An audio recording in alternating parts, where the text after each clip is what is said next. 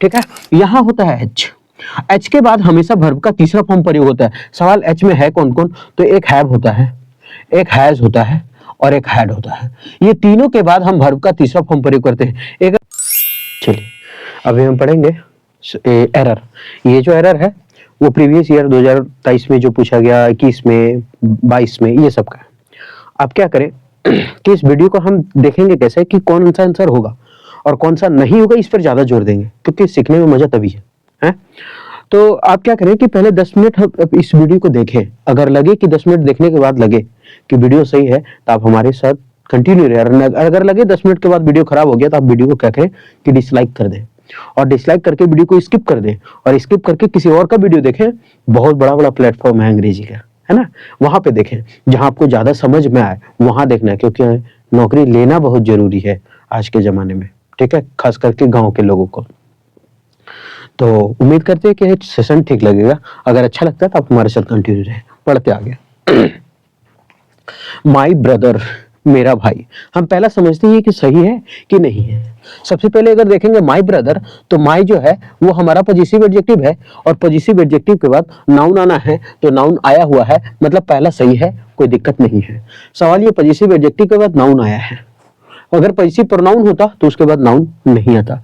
हमको नहीं समझ में आया कि माई जो पॉजिटिव एडजेक्टिव है वो कैसे है। एक समझते हैं, एक होता है पॉजिटिव एडजेक्टिव और एक होता है पॉजिटिव प्रोनाउन, ठीक है। तो पॉजिटिव एडजेक्टिव में जैसे माई है तो इसका जो पॉजिटिव प्रोनाउन होता है वो माइन होता है। अगर जो कि हीज है तो इसका पॉजिटिव प्रोनाउन हीज होता है। अगर योर है तो इसका पॉजिटिव प्रोनाउन क्या होता है, योर्स होता है। अगर आवर्स है तो इसका पॉजिटिव प्रोनाउन क्या होता है, आवर्स होता है। सवाल आप लोग से, मतलब सवाल आप लोग पूछेंगे कि सर ठीक है यहाँ तो सही है, माई का माइन है, समझ में आ गया, योर का योर्स है, ऐसे लगा हुआ है, समझ में आ गया, आवर का आवर्स है, ऐसे लगा हुआ है, समझ में आ गया। लेकिन एक चीज नहीं समझ में आ रहा है कि हिज और हिज है तो ये पॉजिटिव एडजेक्टिव भी है और ये पॉजिटिव प्रोनाउन है, तो फिर कैसे छांटेंगे कि जो जगह पे रहेगा वो पॉजिटिव एडजेक्टिव है। तो ऐसा है कि पॉजिटिव एडजेक्टिव ज्यादातर अधिकार बताता है। हिज फादर, ओकर बाप, उसका बाप, मतलब अधिकार है, उसका ही बाप है। हिज मदर, हिज गर्लफ्रेंड, उसकी गर्लफ्रेंड, तो अधिकार है। और नहीं तो ऐसे समझते हैं पॉजिटिव एडजेक्टिव के बाद नाउन प्रयोग होगा लेकिन पॉजिटिव प्रोनाउन के बाद नाउन प्रयोग नहीं होगा, ऐसा समझते हैं। अब अगर हिज रहेगा ना तो अगर नाउन रहेगा तो समझ जाएंगे वो हमारा पॉजिटिव एडजेक्टिव है, लेकिन अगर हिज है उसके बाद नाउन नहीं रहेगा तो समझ जाएंगे कि वो पॉजिटिव प्रोनाउन है। जैसे बोले एक एग्जांपल के थ्रू, अगर नहीं समझ में आए तो एक एग्जांपल के थ्रू समझते हैं। हम हर बार एक ही एग्जांपल दिया करते हैं, आज भी देंगे। दिस इज हिज पेन, ये उसका कलम है। दिस इज हिज पेन, ये उसका कलम है। हिज से ही ले रहे हैं हम, ठीक। दिस इज हिज पेन, ये उसका कलम है, तो हिज हमारा हो गया पॉजिटिव एडजेक्टिव। क्यों पॉजिटिव एडजेक्टिव बोल रहे हैं, क्योंकि पेन जो है वो हमारा नाउन है और जब नाउन है तो दिस इज हिज पेन। लेकिन अगर यही चीज को हम आप पॉजिटिव प्रोनाउन में अगर लिख दें तो दिस पेन इज हिज, हो गया, ये उसका कलम है। अब बताइए हिज के बाद प्रोनाउन तो है ही नहीं, मतलब नाउन है ही नहीं, तो कुल मिला के यहाँ पॉजिटिव एडजेक्टिव होगा। अब सवाल कि नहीं ठीक है हिज कोई दूसरा लगा के देख देते, तो हम हिज की जगह कोई दूसरा चेंज कर दिया, हम समझाने के लिए हिज लिए थे। अगर हम लिखे दिस इज योर पेन, तो अभी योर है पॉजिटिव एडजेक्टिव, उसके बाद पेन है, योर के बाद नाउन का प्रयोग होता है, सही है। लेकिन दिस पेन इज योर्स, अब योर नहीं लिखेंगे, अगर योर लिखेंगे तो गलत हो जाएगा क्योंकि ये हमको नाउन मांगता है, लेकिन नाउन यहाँ प्रयोग आगे नाउन नहीं देना, तो यहाँ क्या करना है, एस लगाना है, तब योर्स और इसके बाद नाउन का प्रयोग नहीं है आगे में। अब तो उम्मीद करते हैं कि समझ में आ गया वो ये है क्या। तो माई ब्रदर जो है यहाँ पॉजिटिव एडजेक्टिव और ये हमारा नाउन हुआ, ठीक, यहाँ तक तो कोई दिक्कत नहीं है। आगे, अब वो गलत नहीं था इसलिए हम इतना देख लिए कि गलत क्यों नहीं है, इसका कारण हम देख लिए यहाँ पे कि गलत क्यों नहीं है। अब आगे देखते हैं कि गलत क्यों नहीं है। लिखा हुआ आगे हैड, और हैड है इसका मतलब हम समझ गए कि सेंटेंस जो है वो पास्ट में है। चलिए सर कोई बात नहीं, कोई दिक्कत नहीं है। अब ये एच है हैड, और हैड के बाद यहाँ एक वर्ब दिया हुआ है, ये हुआ हमारा मेन वर्ब और ये हुआ हमारा हेल्पिंग वर्ब बोल लीजिए या लिंकिंग वर्ब बोल लीजिए, चलेगा, ठीक है। यहाँ होता है एच, एच के बाद हमेशा वर्ब का तीसरा फॉर्म प्रयोग होता है। सवाल एच में है कौन कौन, तो एक हैव होता है, एक हैज होता है और एक हैड होता है।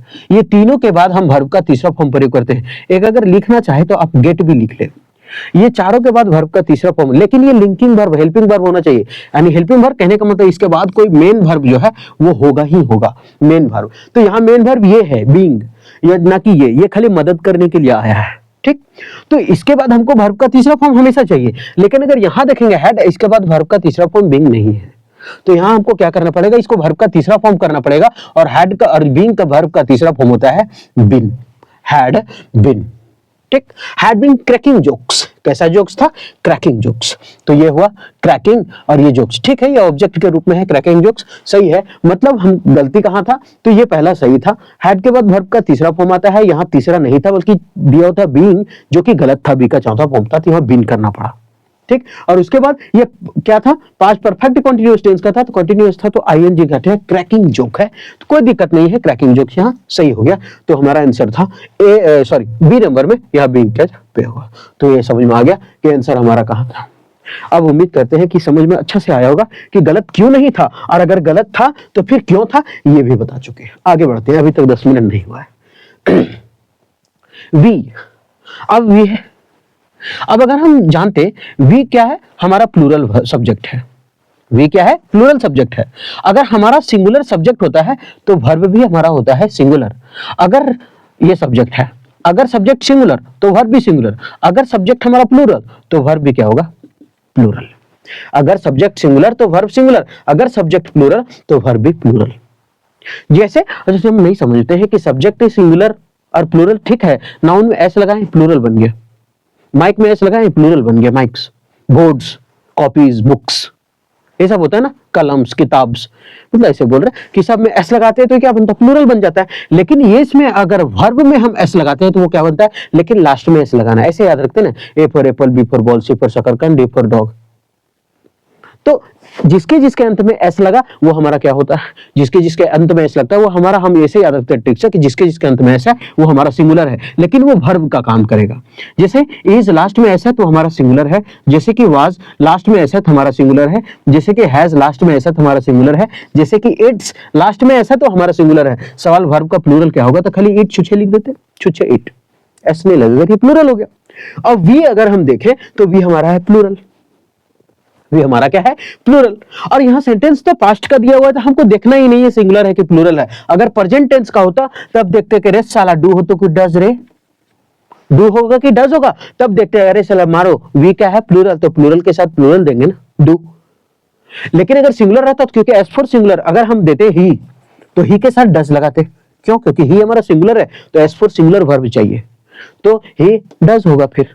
लेकिन यहां सेंटेंस बदल गया, पास्ट का चला गया, पास्ट का चला गया तो कोई गोली भीतरे जाते थे, मतलब इसका मतलब यह है सब्जेक्ट सिंगुलर रहे प्लूरल रहे, पास्ट अगर चला गया तो फिर खत्म कहानी, तो इससे देखना नहीं है। अब यहाँ वी डिड नॉट है, यहां तक सही है, कहानी पास्ट का था। सवाल आप उतना जो लंबा राम कहानी बताए वो केवल बताएं कि अगर ये प्रेजेंट में होता तब क्या होता। ठीक, तो ये कहानी था पास्ट का, आगे दिक्कत नहीं है, कोई दिक्कत नहीं है, कहानी पास्ट का है, अभी तक सही है। अब यहां लिखा हुआ did not, we did not went. थोड़ा सा यहां समझने वाली बात है कि अगर किसी भी चीज में डू हो, डू, ये डू है, डज और डिड, ये तीन चीज अगर प्रयोग हो गया तो समझ जाना है इसके साथ हमेशा जिंदगी भर वर्ब का पहला फॉर्म प्रयोग होगा, हमेशा वर्ब का पहला फॉर्म प्रयोग होता है डू डज डिड के साथ। तो यहां डू डज डिड के साथ वर्ब का पहला फॉर्म होगा जो कि डिड है, और यहां वर्ब का पहला फॉर्म होना चाहिए था, लेकिन ये वर्ब का दूसरा फॉर्म है तो ये गलत हो गया। तो यहां वेंट को क्या करेंगे, हम गो करेंगे, वी डिड नॉट गो। अब यहां जो डिड नॉट है ये पास्ट है, तो सही है कि नहीं, क्यों, क्योंकि यस्टरडे है, मतलब बीता हुआ कल है, बीता हुआ कल पास्ट में तो है, और जब पास्ट में है तो ये पास्ट सही है, और यस्टरडे सही हो गया ये पास्ट के कारण। अब यहां तक सही हुआ। एज इट रेन्ड यस्टरडे, अब ये क्या बोला, इट, अब ये सेंटेंस किस में चल रहा है, पास्ट में चल रहा है, यहां भी पास्ट, यस्टरडे से पता करें कि हाँ पास्ट था वो सही था। अब इट रेन्ड यस्टरडे, रेन का मतलब वर्षा हुआ पिछले दिन, अब यस्टरडे फिर से पास्ट को बता रहा है, और ये भी पास्ट है, यहां भी पास्ट से सेंटेंस स्टार्ट हुआ था, पास्ट में ही खत्म हो रहा है, मतलब कोई दिक्कत यहां नहीं है, सब पास्ट का चल रहा है, इसका मतलब सबका सब क्या हमारा सही है। ठीक, तो इसका मतलब क्या हो गया, गलती कहां था, वेंट का गो करना है। अब यहां सब सही नहीं, मतलब बी नंबर यहां गलत था, यहां भी बी नंबर गलत था। उम्मीद करते हैं ये भी ठीक लगा होगा। आगे बढ़ते हैं, अब शायद 10 मिनट हो गया हो, आप स्वतंत्र है इस बात से कि करना। चलिए आगे, जो भी होगा ज्यादा भी हो सकता है, हम उतना अंदाजा नहीं लगा पाते हैं। अरुणिमा सिन्हा, अच्छा अरुणिमा सिन्हा नाम है, कोई लड़की है। अब अरुणिमा सिन्हा क्या लड़की का नाम है, और जब लड़की का नाम है तो वो सिंगुलर है, सिंगुलर है तो वर्ब कैसा चाहिए हमको, सिंगुलर चाहिए। और वर्ब सिंगुलर कब होता है? जब उसके अंत में एस लग जाता है। तो उसके अंत में एस लगेगा तब तो, जैसे ईज होगा, वाज होगा, कुछ तो होगा, लास्ट में एस चाहिए। Arunima Sinha singular subject, subject में कोई दिक्कत है ही नहीं। आगे बढ़ते, ये सिंगुलर लड़की का नाम है, एक लड़की का नाम है, ईज है। आहा, सही है। आगे बढ़े तो ईज सही हो गया। आगे फर्स्ट, तो फर्स्ट एम्पुटी मतलब पहली वो अपंग महिला थी टू स्केल माउंट एवरेस्ट, जो कहां चढ़ गई? माउंट एवरेस्ट पर। पहली अरुणिमा सिन्हा लड़की थी। लेकिन अब थोड़ा सा देखें, इज यहां तक सही था, अरुणिमा सिन्हा के कारण, ये सिंगुलर होने के कारण ये जो है वो सही हो गया। थोड़ा सा दिक्कत क्या हुआ कि ये फर्स्ट है ना, फर्स्ट है हमारा ऑर्डिनल नंबर। अच्छा, नंबर तीन प्रकार का होता है, एक ऑर्डिनल नंबर होता है, एक कार्डिनल नंबर होता है, एक मल्टीप्लिकेटिव नंबर होता है। ऑर्डिनल नंबर में हम करते हैं first, second, third. Cardinal number जो कार्ड में लिखा हो, ताश वाला पत्ता में 1 2 3 1 2 3। मल्टीप्लिकेटिव मतलब होता है सिंगल, डबल, ट्रिपल, ये सब नंबर होता है।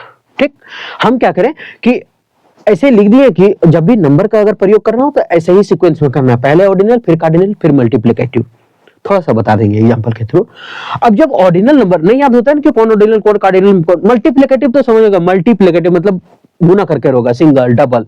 लेकिन ऑर्डिनल कार्डिनल समझते हैं, जैसे हम लोग करते हैं, हम फर्स्ट, हम सेकेंड, तो ये ऑर्डर बता रहा है ना। हाँ तू रे, हम फर्स्ट, बेटा तू तो हीरो बन गई यार। तो सेकेंड, अरे थोड़ा सा मिस्टेक।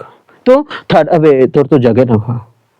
तो फोर्थ, अरे तू तो भीतरी चल जी, तोर को कामे ना खा। तो फिफ्थ, तोर माँ बाप हो कि ना, फिफ्थ आ गई, तो कहानी खत्म। तो इसका मतलब ये ऑर्डर बता रहा है, इसलिए फर्स्ट सेकंड। और कार्डिनल ताश खेलते हैं ना, 1 2 3 4, एक बेगी बाग, ये है मल्टीप्लिकेटिव, समझ में आ गया। तो कभी भी अगर कोई सेंटेंस लिखेंगे तो हम जानते हैं कि ऑर्डिनल नंबर के पहले हम क्या करते हैं? द का प्रयोग करते हैं। तभी तो बोलते हैं the first prime minister of India, the first president of India.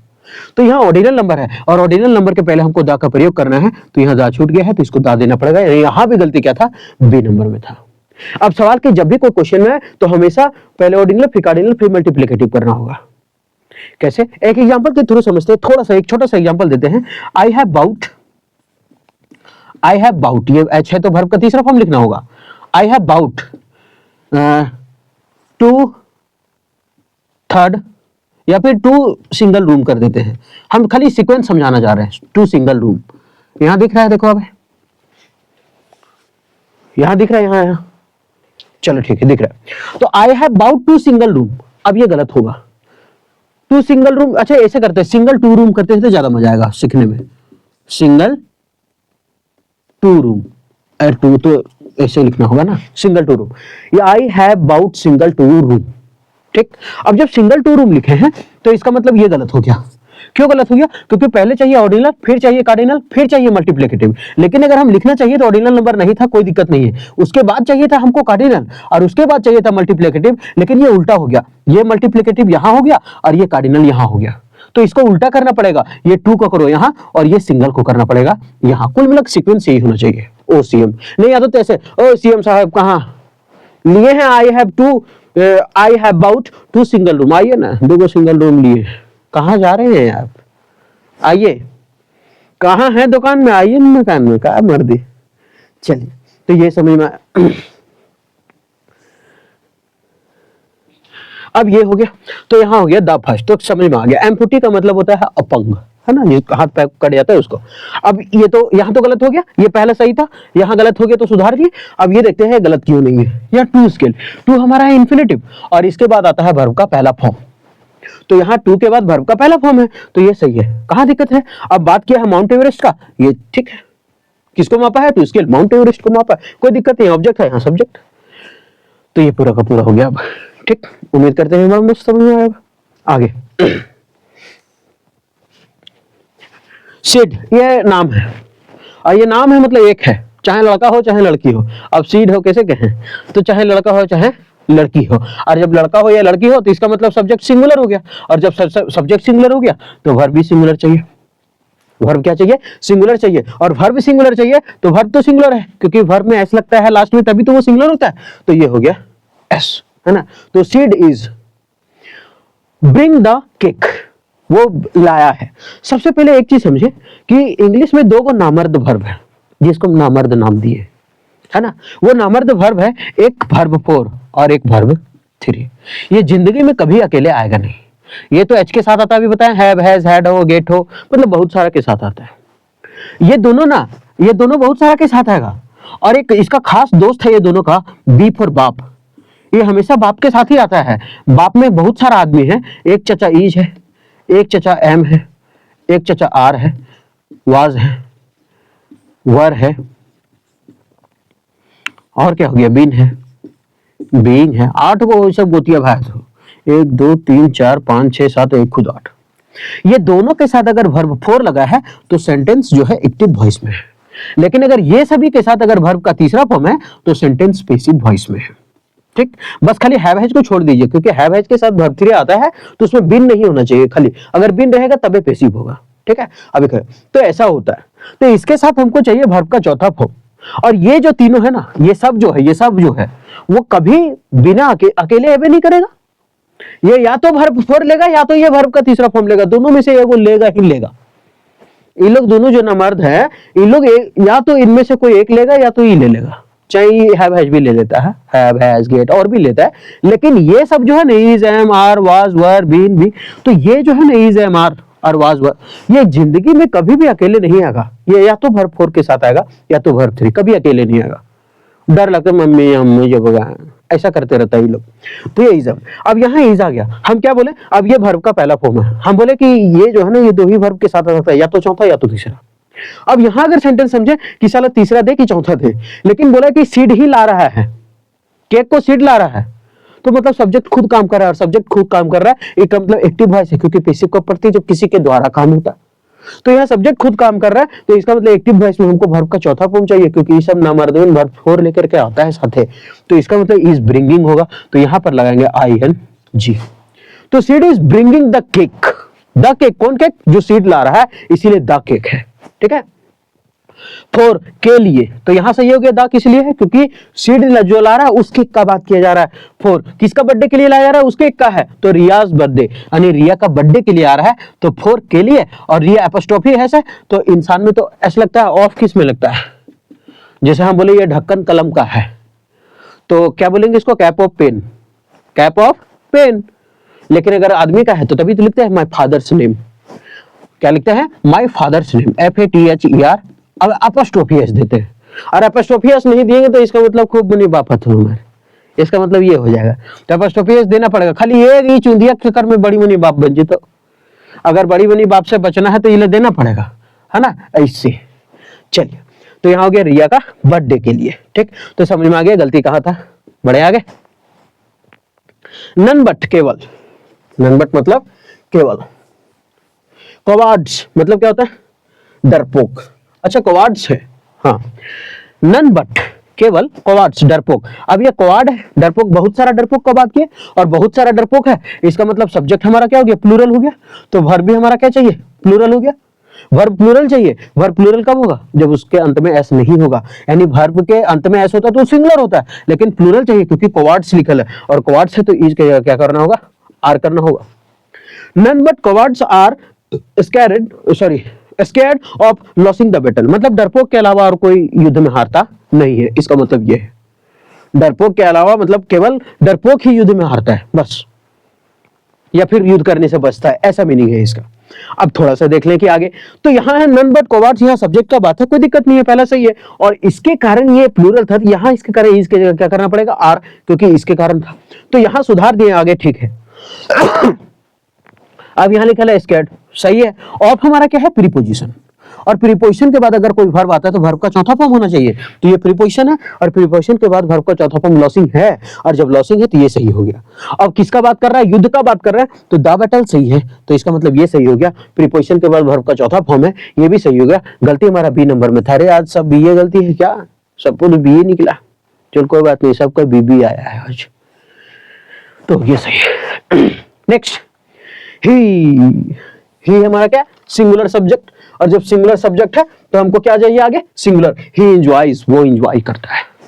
एक एंजॉय ना, ये थोड़ा सा इसके बारे में याद रखना होगा, एंजॉय फंसाता है, एंजॉय के बाद अगर ऑब्जेक्ट है, जैसे नहीं बोलते he enjoy the party, he enjoy the, या फिर ही एंजॉयड द पार्टी, वो पार्टी में एंजॉय किया, ही एंजॉयड द पार्टी। अगर एंजॉय के बाद मान लेते हैं हम पार्टी लिख दिए, ही एंजॉय द पार्टी, तो कभी कभी क्या होता है एंजॉय के बाद तो रिफ्लेक्सिव प्रोनाउन का प्रयोग होता है, एंजॉय के बाद रिफ्लेक्सिव प्रोनाउन का प्रयोग होगा, लेकिन अगर ऑब्जेक्ट रियल है तो रिफ्लेक्सिव प्रोनाउन का प्रयोग नहीं होगा। जैसे बोले कि हम एंजॉय किए, आई एंजॉयड माई सेल्फ, हम खुद एंजॉय किए, तब सही है। लेकिन बोलेगा आई एंजॉयड द पार्टी, तब वहां माई सेल्फ लगाने की जरूरत नहीं है, रिफ्लेक्सिव। लेकिन यहां समझते हैं एंजॉय के बाद वर्ब का चौथा फॉर्म आता है, ये थोड़ा सा याद रखना है। तो यहां है ही एंजॉयज लुकिंग, तो वर्ब का चौथा फॉर्म आया है, ये सही है, अभी तक सही है, कोई गलती नहीं है, लुकिंग में सही है, ठीक, यहां तक अभी तक सही है।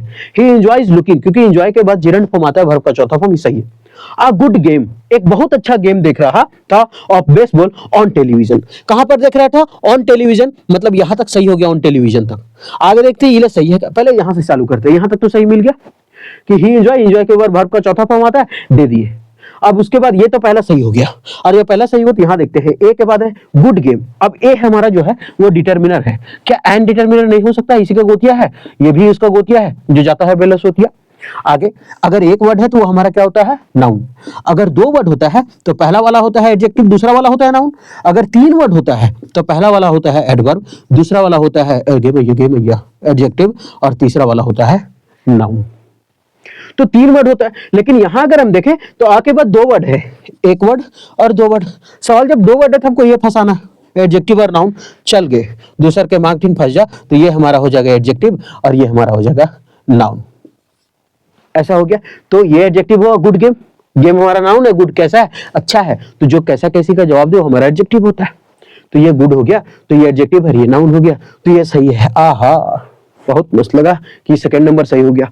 ऑफ बेसबॉल, अभी हम बोले कि ऑफ हमारा प्रीपोजिशन है, प्रीपोजिशन के बाद अगर कोई वर्ब आया तो वर्ब का चौथा फॉर्म आएगा, लेकिन वर्ब नहीं आया तो कोई ऑब्जेक्ट रहेगा, है ना, कोई ऑब्जेक्ट रहेगा, कोई प्रोनाउन रहेगा ही रहेगा। तो यहाँ ऑफ है, वर्ब नहीं है, तो कोई ऑब्जेक्ट तो है, बेसबॉल ऑब्जेक्ट ही तो है। ऑन टेलीविजन, और टेलीविजन पर, तो क्या सब सही है? थोड़ा सा एक बार और अगर पढ़ेंगे ना, He enjoys looking a good game of baseball on television। तो अब समझ में आया कि साला जब यहां पहुंचे हम टेलीविजन में, तब समझे रे साला, जब टेलीविजन या मोबाइल अगर हम गौर से देखते हैं उसमें तो वॉच का प्रयोग करते हैं, लुक का तो प्रयोग करते नहीं। लुक मतलब खाली देखना होता है, लुक एट मी, मेरे तरफ देखो, इधर उधर ताको। लेकिन अगर कोई चीज हम टीवी में देखें तो उसके लिए तो वॉच प्रयोग करते हैं। अब समझ में आया कि साला लुकिंग एंजॉय के बाद वर्ब का चौथा फॉर्म तो सही था, लेकिन ये टेलीविजन का बात कर, टेलीविजन में देखने के लिए हम लोग किसका प्रयोग करते हैं? वॉच का प्रयोग करते हैं। तो यहां हो जाएगा वॉचिंग। थोड़ा सा चेंज होता है यहाँ पे, जैसे नहीं होता है लिसन का मतलब होता है सुनना, किसी आवाज को सुनना, गाना सुनना, लेकिन हियर का मतलब होता है कोई दूसरा आवाज को सुनना। जैसे हम अभी ऐसे कर रहे हैं, माइक से सटाक बोलते हैं, आवाज आ रहा है ना, तो इसको कहते हैं हियर। लेकिन जो हम बोल रहे हैं वो हुआ लिसन, और इसका आवाज सुन रहे, ये हुआ हियर। ठीक, ऐसा होता है। ठीक है, तो आगे बढ़े, ये तो समझ में आ गया। आवर नाइबर, आवर क्या हो गया? पजेसिव एडजेक्टिव या possessive pronoun? Possessive pronoun adjective. क्यों? क्योंकि नाइबर हमारा नाउन दिया हुआ है। आवर नाइबर हमारा पड़ोसी, सही हो गया हो, ये पजेसिव एडजेक्टिव है, उसके बाद नाउन है, सही है। Our neighbour was always told, ठीक है, हमारा पड़ोसी हमेशा बोलता है। अब was always told, ये was क्या बी का रूप है कि नहीं? अभी हम लिख के बताए थे कि बी का 8 गो रूप है, उसमें से एक was भी था, और इसके साथ अगर वर्ब का तीसरा फॉर्म लगता है तो ये सेंटेंस पेसिव का हो जाता है।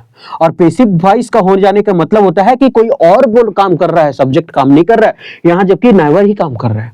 Our neighbour was always told, हमेशा नेवर, नेवर ही कहा, क्या बोला है? Our neighbour was always told us, हमें बताता funny joke and stories, joke और स्टोरीज बताता, कौन बताता है? नेवर। तो सब्जेक्ट ही तो काम कर रहा है कि मेरा नेवर ही बताता है, यहाँ कोई दूसरा तो काम नहीं कर रहा। और जब सब्जेक्ट ही काम कर रहा है तो सेंटेंस पेसिव में नहीं होना चाहिए, यानी कहने का मतलब कि वाज तो नहीं होना चाहिए। तो इस वाज को हम क्या करेंगे? काट देंगे पूरा पूरी। ठीक, तो आवर नेवर ऑलवेज टोल्ड, हमेशा बोलता था, was funny jokes and stories, हमेशा क्या बोलता था? फनी। अब ये पास्ट में चला गया। ठीक है, हमें बोलता था अस, ऑब्जेक्टिव, सही है। क्या बोलता था? फनी जोक्स, ये प्लूरल में है, और स्टोरीज ये प्लूरल में है, सही है। एंड क्या करता है? दोनों साथ बराबर रहने का काम करता है। एंड जो है ना वो दोनों तरफ बराबर रखने का काम करता है। एंड के पहले अगर वर्ब का पहला फॉर्म है तो एंड के बाद भी वर्ब का पहला फॉर्म होगा। एंड के पहले अगर सिंगुलर तो एंड के बाद भी सिंगुलर। एंड के पहले अगर प्लूरल तो एंड के बाद भी प्लूरल। एंड के पहले कॉम्परेटिव, एंड के पहले बाद भी कॉम्परेटिव। तो एंड के पहले अगर देखें प्लूरल है तो एंड के बाद भी प्लूरल होना चाहिए। तो यहाँ जोक्स है, यहाँ स्टोरीज है, ये भी सही हो गया। गलती कहाँ था, वाज हटाना था, क्योंकि पैसिव भी नहीं है, क्योंकि हमारा नेवर ही कहानी सुनाता था, किसी के द्वारा नहीं सुनाया जाता था। आगे, बाय दिस टाइम, इस समय, tomorrow, by this time tomorrow, इस समय तक कल तुम, you will be playing the violin for 48 घंटे से तुम इस समय तक कल बजा रहे होगे। जब ऐसा बात होता है बाय दिस टाइम टुमारो आ गया ना, तो समझ जाना है कि ये लगे क्या, फ्यूचर परफेक्ट कंटिन्यूअस टेंस आता है, तो विल के साथ क्या होगा, हैव, और उसके बाद विल हैव, और ये बी को करेंगे बिन, विल हैव बिन प्लेइंग, ऐसा होगा, है ना। ये बी को हटाना पड़ेगा। ऐसे भी अगर हम देखेंगे ना तो मॉडल के बाद क्या आता है, मॉडल के बाद आता है वर्ब का पहला फॉर्म। मॉडल के बाद क्या आता है, वर्ब का पहला फॉर्म। लेकिन अगर मॉडल के बाद बी आ गया तो उसके बाद क्या आता है, वर्ब का तीसरा फॉर्म। लेकिन ये मॉडल के बाद बी आ गया तो वर्ब का तीसरा फॉर्म चाहिए था। क्यों, क्योंकि ये कहता है कि आप पैसिव वॉइस में नाच लीजिए और ये आप एक्टिव वॉइस में नाच लीजिए, ऐसा कहेगा। तो यहां देखें बाय दिस टाइम टुमारो, यहां कुछ है ही नहीं, सब्जेक्ट के तौर पर काम किया है, सही है। अब विल बी है, मॉडल है, मॉडल के बाद बी है, बी के बाद हमको वर्ब का तीसरा फॉर्म चाहिए था, विल बी, लेकिन यहां वर्ब का चौथा फॉर्म दिया है। ऐसे भी मारेंगे करेज में धक से चोट लगेगा इसको। क्यों, क्योंकि यहां वर्ब का तीसरा फॉर्म चाहिए, गलत है। अगर खाली एरर छाटना है तो मार देते, छाट के निकल लेते, लेकिन अगर फिर इन द ब्लैंक्स रहता तो फंस जाते। तब देखते कि कल तुम इस समय तक 48 घंटे से वायलिन बजा रहे होगे, तो कंटिन्यूअस का, तो यहां होगा विल हैव बीन। अधिकतर विल के साथ हैव भी आया करता है, ठीक है। तो यहां हो गया। अब द वायलिन, मतलब वायलिन का नाम ही लिया है, वायलिन ही बजा के, बहुत सारा है लेकिन वायलिन बजा रहा है, कब से, फॉर 48 आवर से, ठीक। तो वहां गलती क्या हो गया था, हैव बीन होगा। अरे छाटने का रहता तो ऐसे छाट के निकल लेते हैं, ठीक। क्योंकि एसएससी क्या करता है ना, ये नहीं पूछता है कि कैसे हुआ, खाली पूछता है क्या हुआ, आंसर क्या हुआ, ऐसे पूछता है वो। गिव मी अ बुक, चल सही है यहां पर, गिव मी, मुझे दो, सही हो गया, कोई दिक्कत नहीं है ना। गिव मी ये वर्ब है और ये हमारा हो जाएगा ऑब्जेक्ट केस, ठीक, सब्जेक्ट नहीं है। गिव मी, मुझे दो, अ बुक, एक किताब, दैट, जो कि। अब दैट किसके लिए है, वस्तु के लिए। एक होता है हु और एक होता है दैट। ये लगता है वस्तु के लिए, थिंग के लिए, और ये लगता है मानव के लिए। ये लगता है मानव के लिए, ये लगता है वस्तु के लिए। तो यहां ठीक है, दैट सही है क्योंकि वस्तु ही तो है बुक, तो ये सही हो गया। अब आ बुक है, एगो है, क्योंकि ए और एन ये किसको बताता है, सिंगुलर काउंटेबल नाउन को। तो सिंगुलर काउंटेबल नाउन को बताता है, सिंगुलर काउंटेबल नाउन को बताता है, इसका मतलब एगो है, तो यहां इज सही हो गया। ऑन द टेबल, कहां पर रखा है, टेबल पर, और टेबल के ऊपर रखा हुआ है इसलिए ऑन का प्रयोग है। टेबल के ऊपर है ना, टेबल के ऊपर यहां सटा के रखा है इसलिए ऑन है, इसलिए ऑन है, ठीक है। तो ऑन द टेबल पर, यानी कहने का मतलब जो टेबल पर रखा है वही हमको किताब देना है। इसका मतलब हम किताब को स्पेसिफिक कर दिए, किताब को निश्चित कर दिए कि हमको वही वाला किताब दी है बाबू जो टेबल पर रखल है, न तो धोख देंगे हम। तो इसका मतलब वही किताब देना है। तो फिर आ तो अनिश्चित चीज को बताता है, ए और एन और द होता है। यह बताता है इंडिफिनिट आर्टिकल को जो निश्चित ना हो, और यह बताता है डिफिनिट आर्टिकल को जो निश्चित हो। तो ये बताया डिफिनिट आर्टिकल, ये इंडिफिनिट आर्टिकल। तो डिफिनिट है ना कि वही किताब देना जो कि टेबल पर रखल है, तो डिफिनिट हो गया वही किताब चाहिए, तो फिर ए को क्या करेंगे, द करेंगे, यानी गिव मी द बुक, वही वाला किताब देना जो टेबल पर है। आगे